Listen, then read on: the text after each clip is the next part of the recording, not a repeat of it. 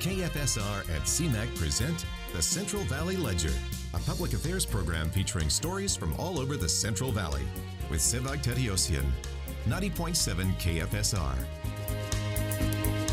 I'm your host, Sevag Tateosian. Welcome to the Central Valley Ledger, formerly San Joaquin Spotlight. This evening, we're in the beautiful downtown Fresno studios of CMAC, and we're here with Joan Agajanian Quinn. Welcome to the program. I'm happy to be here, Sevag. Thanks for having me. I was thinking about how to introduce you, and I didn't know the words because you do a little bit of art, you interview people, you have a TV show. I mean, you're involved in various things. So how would someone introduce you? I usually just say I'm a journalist. That makes it the easiest. I can do print. I used to do print, a lot of print. I was the West Coast editor of Andy Warhol's Interview magazine. I was the society editor of the Hearst newspaper in Los Angeles, the Herald Examiner. I wrote for a lot of art magazines. I have a TV show. So journalist kind of covers everything. Well, tell us a little bit about your background. You're here in Fresno doing what? I'm here in Fresno. I love Fresno. The Fresno Art Museum had a genocide show last year, and we loaned some paintings. My husband and I collect art, and we loaned Chaz Garabedian and John Altoon and some of the other Armenian artists that we've been lucky enough to have in our collection. And we connected with so many people here that it was like really exciting to come back because I was chosen to show my portrait collection at the Fresno Art Museum. And what's that exhibit going to be about?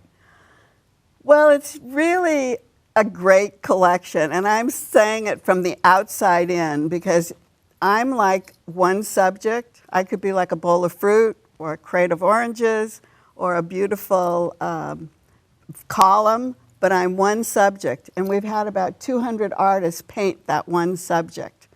They've all come through sculpting, painting, any way that they can represent Joan Quinn. And some of them aren't very excited, aren't very attractive. I love the honesty, by the way. Yeah, it's not a vain thing. So you're here in Fresno. Had you been here before, or is this your first trip? We came to Fresno last year, as I said, for the genocide show, because I'm Armenian, of course. My grandfather settled here very, very short time and then went to San Pedro. And I remember he used to always talk about coming up to Dinuba and Selma and where else? Another S. Sanger, probably. Sanger, yeah, because his sisters and his cousins used to live up here. And then my dad is in the racing, auto racing, and he used to promote in Clovis and Hanford and Sacramento. And when we would go to the Sacramento State Fairgrounds, we would come down to this area, Clovis. Fresno, Kerman, probably. Kerman, Kingman, that whole area. Interesting. Yeah, and so, but we would always come to Fresno to eat. Nice. Because it was always like the best Armenian restaurants are there. And I love how you mentioned your dad, that your dad used to come here, but you mentioned it so humbly. But I want to tell you and our audience that your dad was a pretty big-time racing figure. So let's tell us a little bit about him. My dad, JC Agajanian, was a phenomenal guy. He was so brilliant and such a light. When he would walk into a room, you would just go, oh, Aggie's here. You know, you just knew he was here. And he and Freddie Agabashian, who lived in Fresno, Freddie was a driver. And so we were kind of like, I don't know, it was like a family. It was like an Armenian family. You know, if you had an IAN on your name, we all loved each other. We're somehow related anyway. Somewhere, yeah. So my dad won Indianapolis twice with an Indianapolis car. I'm going to stop you there, and I don't mean to interrupt. When you mean Indianapolis, you mean the big Indy race, correct? I do, the Indy 500. He won with Troy Ruttman in his car, the Agajanian Special, and also with Parnelli Jones. What did he teach you? I was thinking about that the other day. You know, he was such a hard worker, and he was so responsible, and he had no patience for anyone, and I hate to say the word lazy, but he would say, you've got to work all the time. And I was thinking that my work ethic has to come from him. He was just a total workaholic, but he also knew how to have fun. He would play gin rummy with the guys up here in Fresno and down in LA. And you know, he was in the racing industry when there were not a lot of Armenians in that industry. I mean, actually, I think he must have been one of the first Armenian Americans in racing. I'm going to take credit for my father because I think my father deserves the credit. He made a great name for the Armenian people. His name, he never denied that he was Armenian. He always used Agajanian. And I'm proud that he did that because it instilled something in our family too, and in me, for being that kind of a person. He was great. It sounds like it. And for our audience members, if they look him up, I did a Google search before the interview, and I saw that. No fair. Yeah, I cheated, but I needed to be prepared. Right. So I want to talk about being prepared because you interview people as well.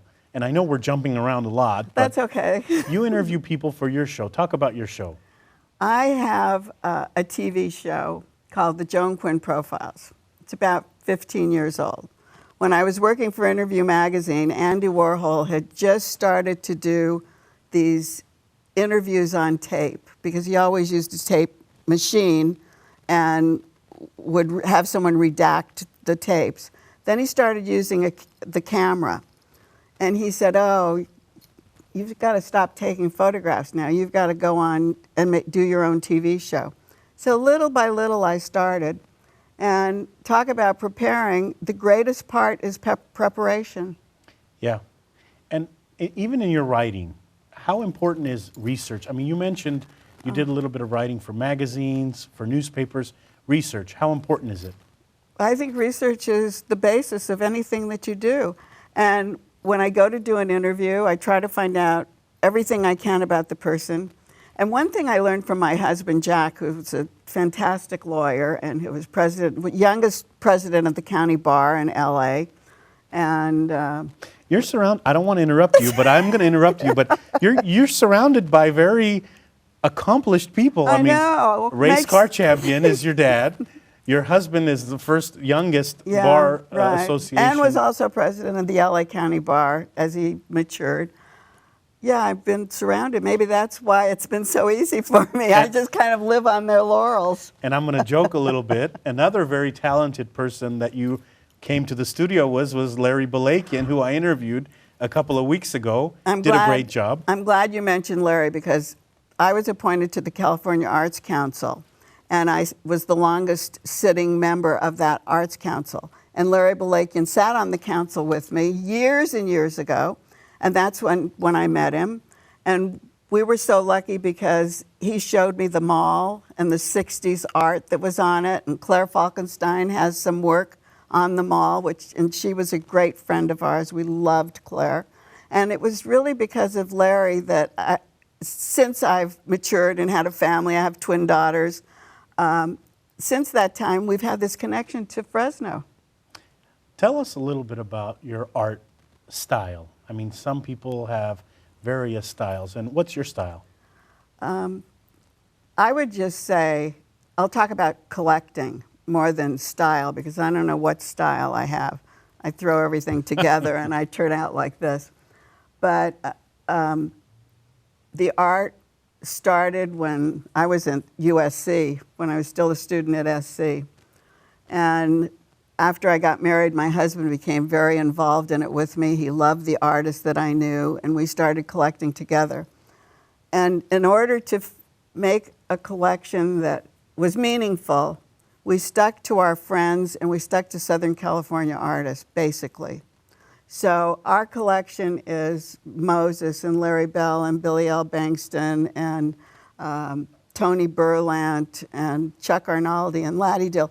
That group of artists who were friends and who stuck together. Ken Price was at SC with me. He was also part of the group.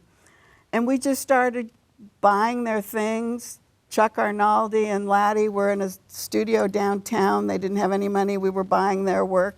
So it started like that.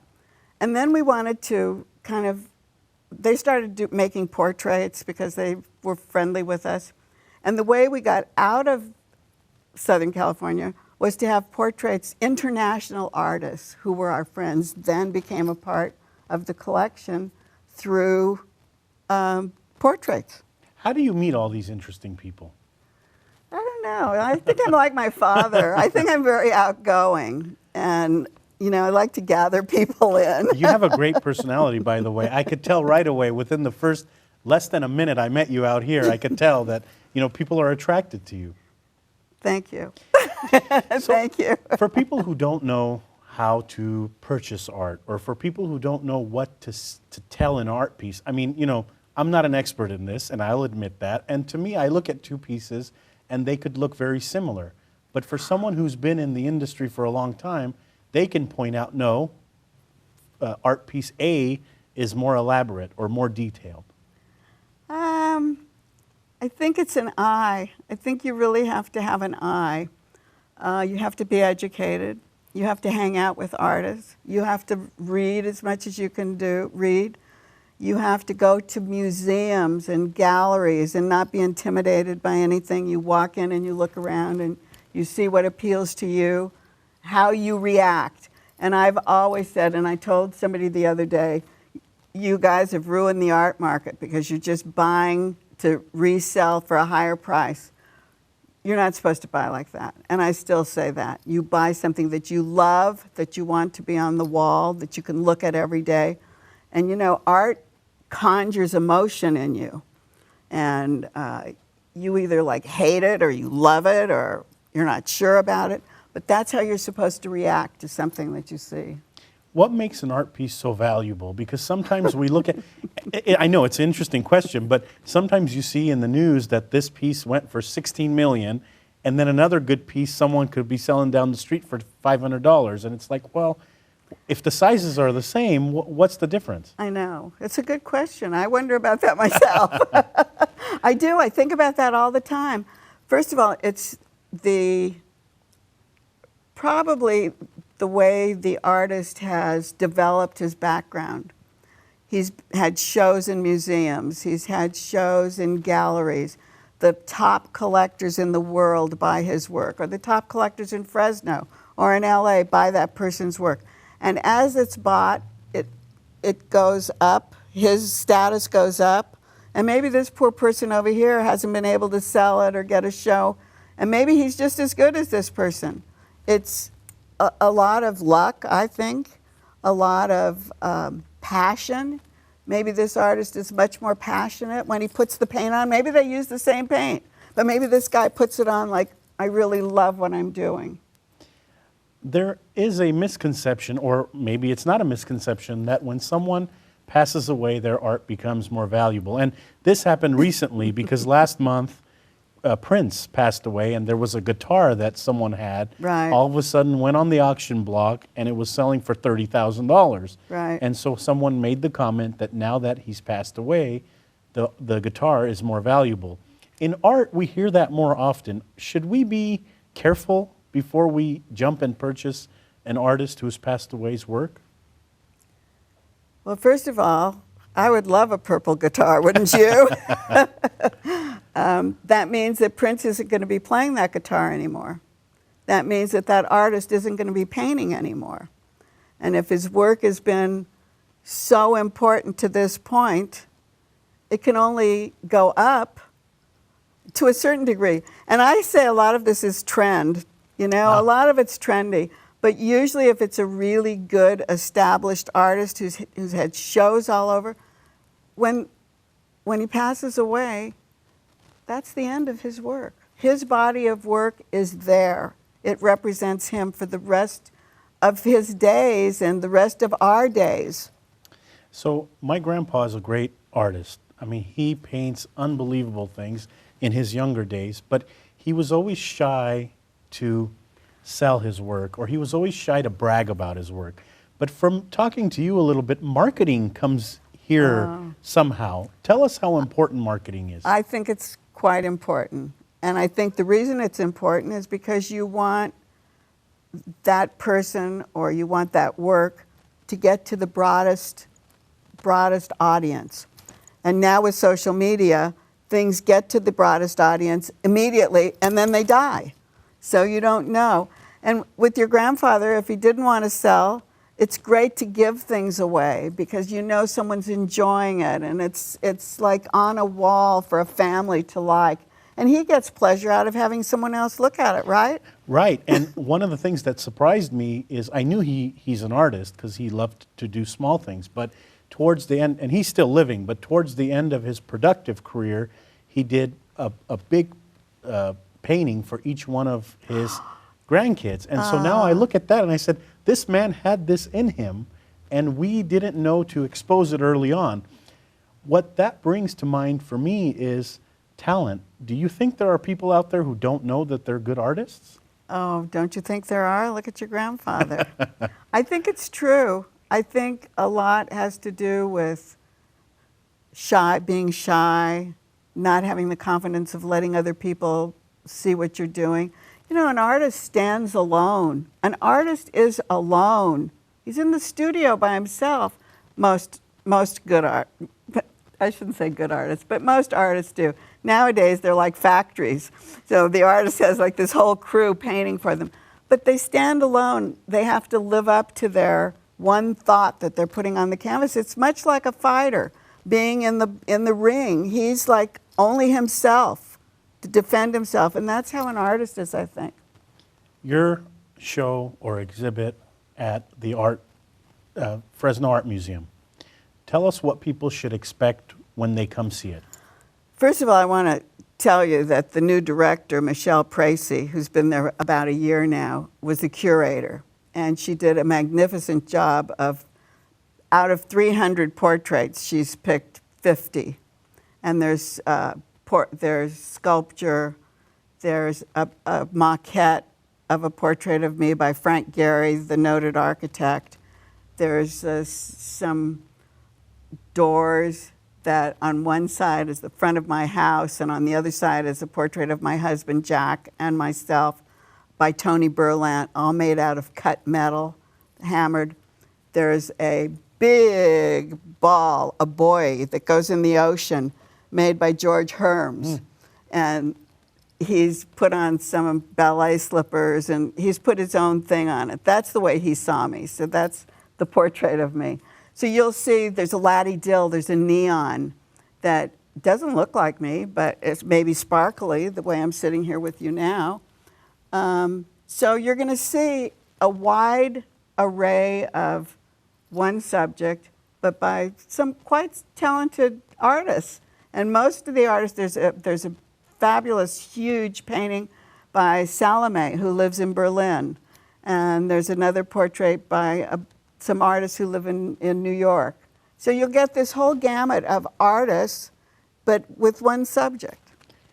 How does someone take in art as far as when they're watching it or looking at it? And here's why I asked the question. There's a reason why I'm asking this question. When we went to Paris, we went to, obviously, the Louvre, and we went to see the Mona Lisa. Now, I thought this was a huge painting, so it's a very small painting, right. But there were people staring at this painting for a very long time, and I was much younger then, and I was restless. So I kept thinking, these people need to move so that I can get to the front, right. Which I never got, by the way. There's so many people, isn't there, all the time. But what is it, when I'm looking at a piece of art, should I be staring at it for a long time, or what is the reason you believe that people stare so long? I'll tell you, when I look at a piece of art, I look at it and I go like that. So you're one of those that, okay. I look at that white curtain, I love the way it's hanging. So I don't have to stare at something a long time, but I react to the shape, the color, the way it hits me, and then you go back and you look, and you go back and you look, and you see more things, and you see, that's why I really like that. So let's talk a little bit about your program now, your television program. Let's go back to that. And okay. We're jumping around in tangents, but it's okay. What is the purpose of this program? I mean, is it for you to tell a story, or what are you looking at in your guests? I always liked anthropology. I always liked documentation. I took photographs for years of the LA art scene. And I felt like that was like writing the story or telling what was going on in the art world, the social world of Los Angeles at the time, or New York, or London, or wherever I happened to be. And when I started doing the show, I was working for Andy Warhol. I was the West Coast editor of Interview. And Andy said, "You've got to go and do a TV show." And I went, "No, I don't want to do that. I don't want to do that." And he went, "Yes, that's what you've got to do next." So I started very slowly interviewing the people I knew. They were artists who were close to me. And then pretty soon you go like, I really learned a lot, and I want the public to learn that and to know about it.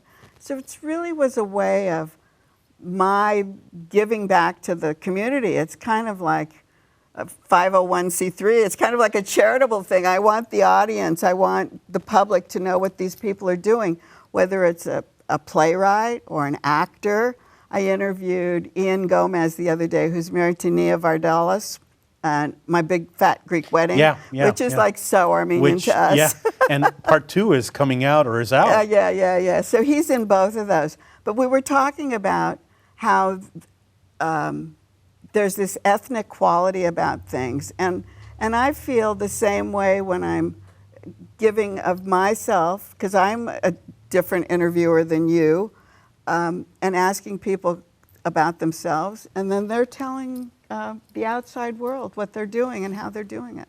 What's so interesting about what you just said is that's exactly what the purpose of this show is. You know, the show started 10 years ago to give a voice for people who don't have the big media bucks or don't have the opportunity to have, you know, big studios that fund appearances and stuff. So that's why we started doing it, and that's what people enjoy about it. But you feel comfortable doing it, don't you? You feel like you're doing something, a good deed in a way.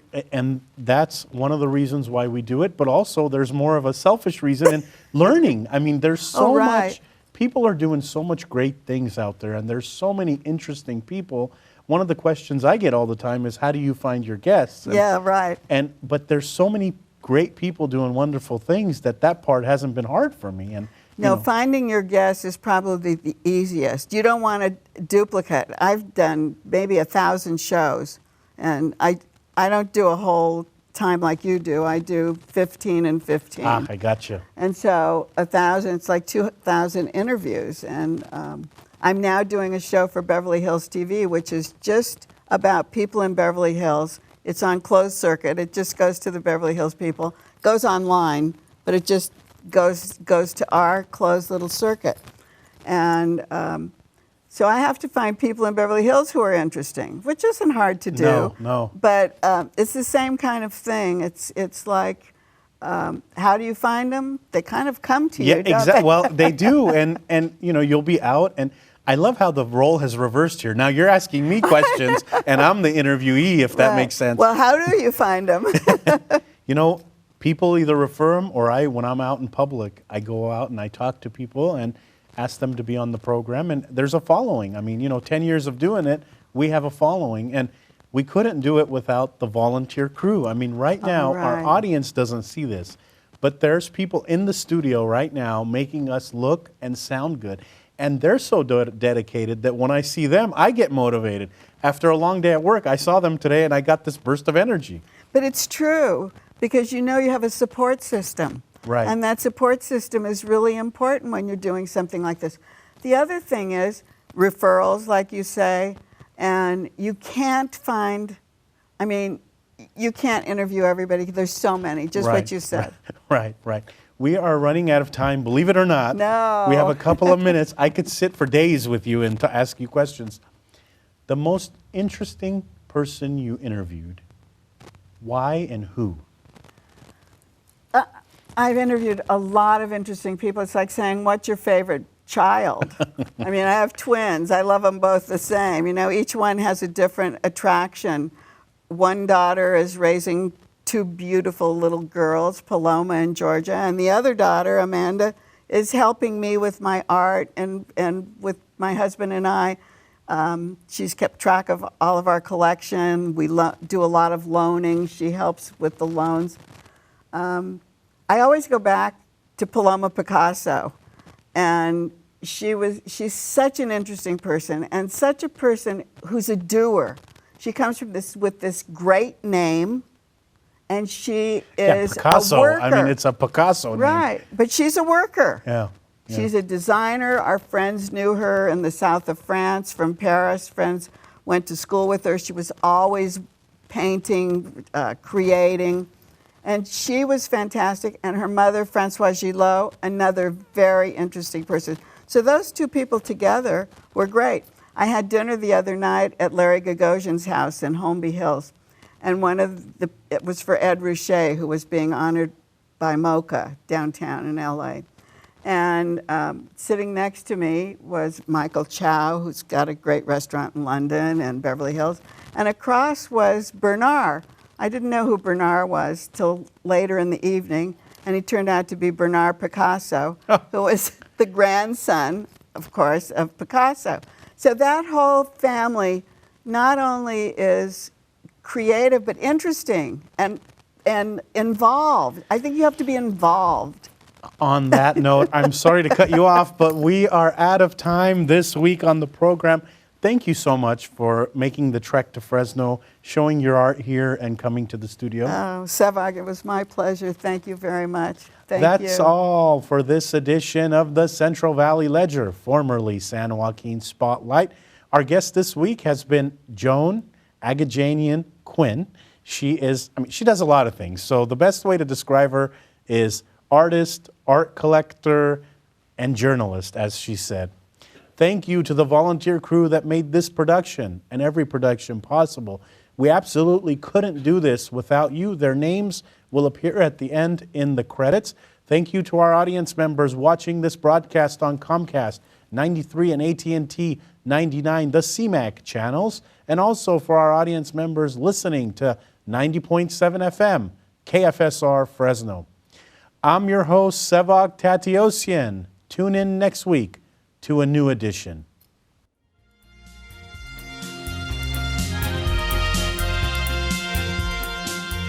KFSR and CMAC present the Central Valley Ledger every Sunday morning at 11:30. For a complete program schedule, visit kfsr.org.